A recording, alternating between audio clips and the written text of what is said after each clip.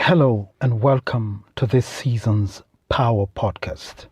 This is the place where we discuss practical tools to enable us live victorious lives on a daily basis. Today, I want us to discuss forgiveness. Now, the practicality of the gospel is key in unraveling challenges in the life of every believer.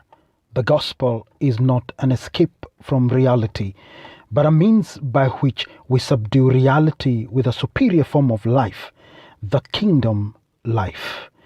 I am persuaded that the Word of God has addressed every matter that pertains to life, and it has done so while granting us a front row seat at the place where this happens. God, in His eternal wisdom, has granted us the ability to perceive His way of doing things and not just His works, thereby granting us the power to override emotions, addictions, feelings, inclinations, proclivities, tendencies, weaknesses, struggles, and character flaws that destroy other people. In this installment of podcasts, I would like us to have a candid conversation, and I would like this to be the beginning of candidness about real life issues affecting real people. The things that drive people out of their marriages, the things that push others into depression, and those things that break the willpower of men even to live, and they prefer suicide.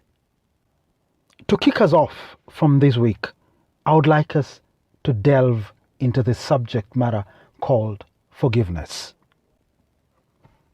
Apologies, both giving and receiving them, are not always a fun part of life. Although an apology brings amends and restores relationships and healthy connections, sometimes an apology is not enough. The wounds, the pain, and sometimes the damage done by a wrong would need much more than a sorry or remorse or an apology. It would only be neutralized through forgiveness. But forgiveness is not a logical solution for wrong committed, because forgiveness does not come from the offender, it comes from the offended. Forgiveness can be very challenging, especially when the offending party offers either an insincere apology or nothing at all. However, it's often the healthiest path forward because it is the most effective solution towards overcoming the ravages of evil committed. This is what makes forgiveness superior to apology. It is scientifically proven that forgiveness can directly affect our health. Yes. The reason why I mention science is because scientists are some of the best placed people to confirm the reality on the ground about life. Whether through research, experiments, or polling, they are able to paint a near real picture of a matter or a problem as it currently is. This is very important for a pastor like me who transacts with truth. Before I can bring truth to handle a problem, I am better equipped when a real picture of the problem can be drawn for me. Scientists deal with facts. I deal with truth. And I need the facts to demonstrate the power of truth over reality. According to psychologists, forgiveness is the release of resentment or anger. It's important to note that forgiveness doesn't mean reconciliation, as these two are different and distinct concepts. One doesn't have to return to the same relationship or accept the same harmful behavior from an offender. But no one is restrained from rebuilding the relationship again, and from where I stand, reconciliation should be part of forgiveness as often as possible. Forgiveness is vitally important for the mental health of those who have been victimized. It propels people forward rather than keeping them emotionally engaged and entangled in an injustice or a wrong done. Many people have misconceptions about what forgiveness really means, and because of that, they may eschew forgiveness. Some evils done may be minor, but others may be grievous, even permanent. But all are subject to forgiveness. Some people may want to forgive, but wonder whether or not they truly can. I am not here to depict forgiveness as easy. Forgiveness does not necessarily come easily, but it is possible for many of us to achieve it if we have the right tools and are willing to put in the effort. Before we find out what forgiveness is, let us look at what forgiveness is not. According to an expert psychiatrist, Dr. David Puder, forgiveness is not approving what was done. It is not excusing the action, denying it, or overlooking it. It is not just moving on, particularly not with cold indifference. It is not forgetting or pretending it did not occur. It is not justifying or letting go of possibly needed justice. It is not about calming down. It is not a bargain or a negotiation tactic. It is more than ceasing to be angry. It is more than being neutral towards the offender. It is more than making oneself feel good. It is one step towards reconciliation, but it is different from reconciliation, which requires a sincere apology from all parties. Forgiveness is not dependent on the one you forgive. That would give the other power to control you and keep you in bitterness. It is not a one-time event, but may be needed to be repeated. Sometimes the hurting comes back. Sometimes you need to start every morning with forgiveness. It is not a restoration of full trust, because trust takes time to develop or to be reinstated. Forgiveness is about goodness, about extending mercy to those who have harmed us, even if they don't deserve it. It is not about finding excuses for the offending person's behavior or pretending it didn't happen, nor is it a quick formula you can follow. Forgiveness is a process with many steps that often proceed with a non-linear fashion. Forgiveness is a process. It involves allowing yourself to feel the negative emotions you justly have towards an offense or an offender, and really putting the wrong into words in a congruent and authentic, truthful way. Then choosing to release it to God, and then continuing the process until negative effect is replaced with peace, empathy, and compassion. When one truly forgives, they no longer have a portion of their daily life consumed in negative feelings towards the person or the situation. To forgive is to give up the desire or the power to punish. People, on rationally determining that they have been unfairly treated, forgive when they willfully abandon resentment and related responses to which they have a right, and endeavor to respond to the wrongdoer based on the moral principle of beneficence, where we do good to others to the level of fulfilling joyfully a moral obligation. It is extending mercy, which may include compassion, unconditional worth, generosity, and moral love, to which the wrongdoer, by nature of the harmful act or acts they did, have no right. There are two sides to forgiveness.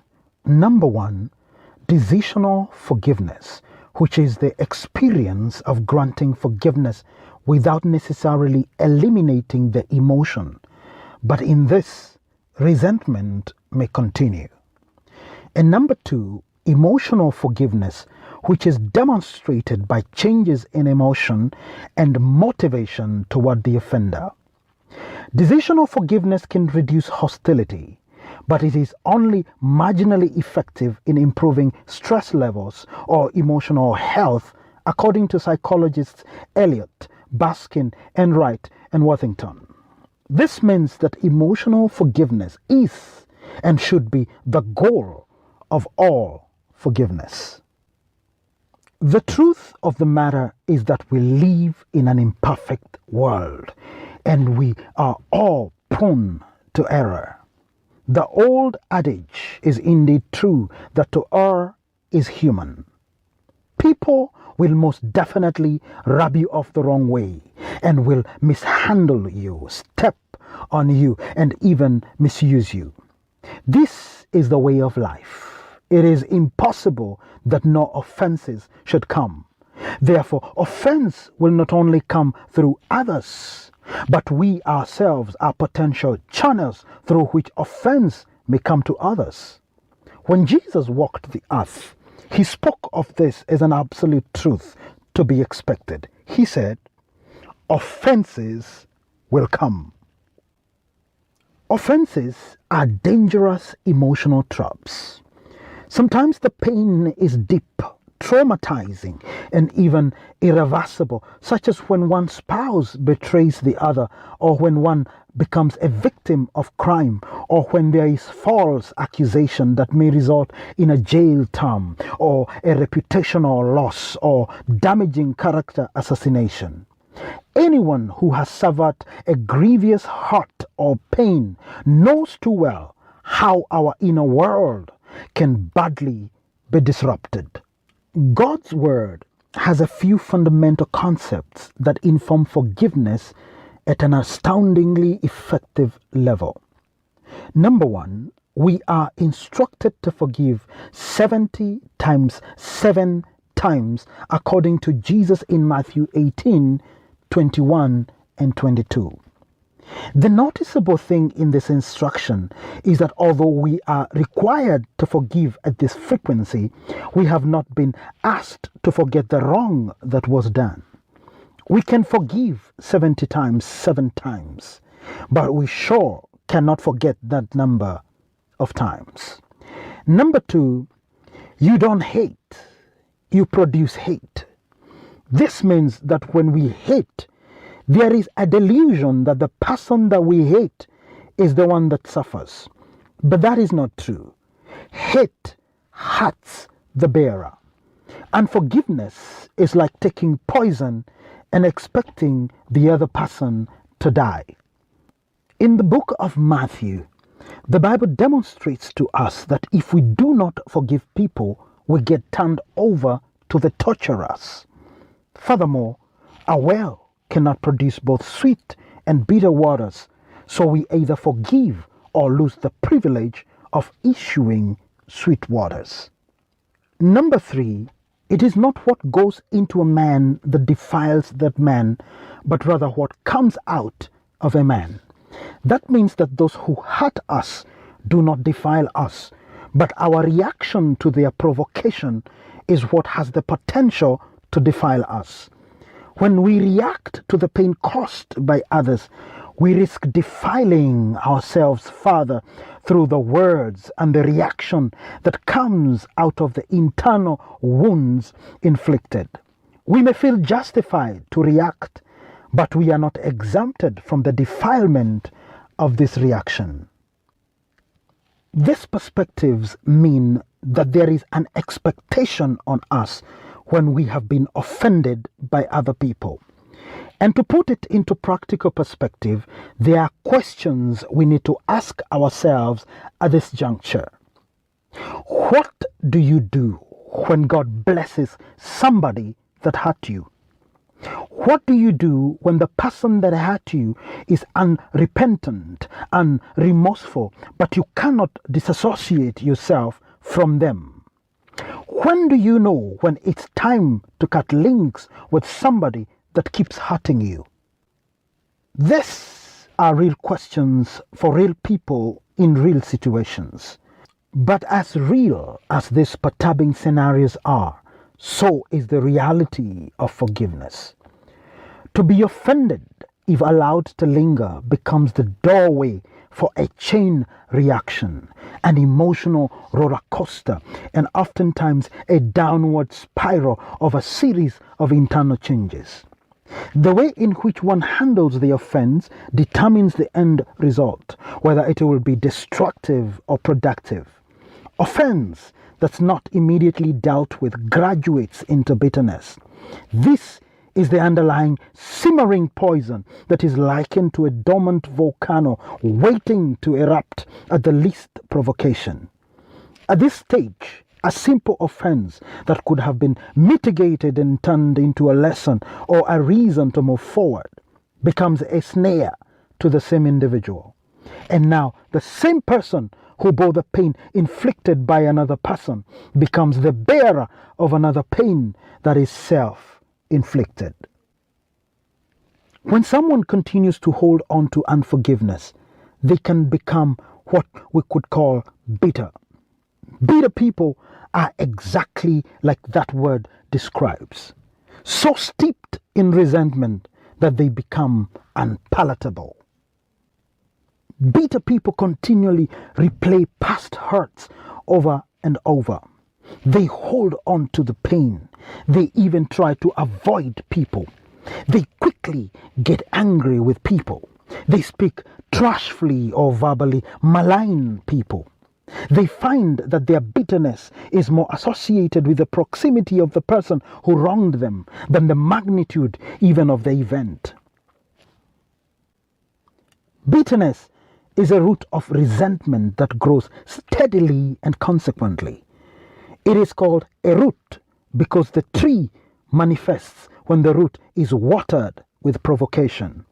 Surprisingly, one may not even be aware of its existence because it resides in the heart and not necessarily in the immediate memory until they are negatively provoked and it sparks a sudden overflow, a surge of negative emotions. It is invisible and it is processed in the hidden parts of the heart. It blinds one's perspective of things, and worse still, it becomes the goggles through which the person views even the life itself. The more it is entertained, the more it births deception and eventually leads to oppression in a self-made prison. As harsh and as unfair as this may sound, the truth is that bitterness is a willful state of the mind. Bitterness will cast a shadow on all you do. It cannot allow you even to envision any good outcome in any situation and will always even perceive strings attached to good opportunities that God sends your way. To take the road of offense or the alternate road less traveled called forgiveness is really a personal conclusion. On one hand, bitterness enslaves one's mind and it greatly affects relationships, one's interactions, and productivity in career or business since their input is not wholeheartedly due to the underlying bitterness. On the other hand, and to be honest, to love is an act of courage, sometimes beyond the comprehension of the human mind. Love and forgiveness is a proactive force that changes your internal atmosphere, sometimes in complete defiance to feelings and to logic. Love is not a feeling but an action. And if you are still only loving people who deserve it, you are far from love. It takes strength and bravery to love, and this kind of love is not for cowards. You see, revenge is the desire to get even when you're wronged. It is a natural feeling of anger and resentment requiring immediate justice. But the best revenge, the most superior kind of revenge, is called forgiveness. Forgiveness is the best method for settling scores. It infuriates the one that deliberately offends and causes you to gain back your power from the offender. Forgiving does not make anger utterly dissolve, but it gives you the freedom to know that you are bigger than that. Forgiveness does not diminish or fluctuate who you are, and it doesn't affect and it doesn't make you a pushover. Only big people forgive. And the pathway to forgiveness is when you refuse to live in the past. Most people are unable to forgive because they pitched a tent in the past where offense trapped them and kept them. Forgiveness is the intentional and voluntary process by which a victim undergoes change in attitude regarding an offense, letting go of negative emotions such as retribution with an increased ability to wish the offender well. It is a decision followed by corresponding transformation in defiance to the natural course of action after an offense. It is a superior form of mindset and heart set that regards offense as inconsequential and the offender as in need of more love. It is an attitude that regards self-well-being as more important than competition for who is right and whose ego must be massaged. Forgiveness liberates the one who forgives more. It is this kind of superior thinking that makes life and relationships worth the time of day. Forgiveness represents love, even though it is hard to extend love when you feel you have been wronged. It is forgiveness that helps reduce unhealthy anger and repairs potentially valuable relationships. It helps you grow as a person. It helps you exercise goodness in and of itself, no matter the response. And in addition to personal benefits, modeling forgiveness for others may lead to integrational societal improvement. Now, yesterday is gone, and so is what happened. You cannot turn back the clock and enter the past to change what happened. The past is gone, period. And it will never come back, period. Carrying anger to the future deters your progress. It is forgiveness that invites God into humanly impossible and illogical situations that otherwise will be authentic grounds for strife, animosity, bitterness, and disunity. And when God is present, logical reasons for animosity and resentment are forced to keep quiet, to sit down and stop talking. So, however hard it is, resist revenge. Do not return evil for evil. Wish them well. Don't rejoice at their calamities. Pray for their welfare. Seek reconciliation so far as it depends on you, and come to their aid when they are in distress. The Bible says, if your enemy is hungry, give food to that person to eat. If he is thirsty, give him water to drink. In doing this, you will heap burning coals on his head, and the Lord will reward you. There is a purging, a cleansing that God is doing so he can have pure hearts that he can work with. So stop rehearsing your past pains and forgive. Don't wait anymore to let go of what was done to you. You forgive to heal. You don't heal to forgive. Identify what triggers you, for what triggers you controls you. Have peace and control it. If you have to start over, do it. The good thing about starting over is that you don't start from scratch. You start from experience. So be kind to one another, tender-hearted, forgiving each other, just as God in Christ also has forgiven you. Be imitators of God as beloved children, and walk in love just as Christ also loved you and gave himself up for us, an offering and a sacrifice to God as a fragrant aroma. Today, be the big one Be the superior minded one. Be the mature one. And do what strong people do. Forgive. My name is Pastor John Dere. I love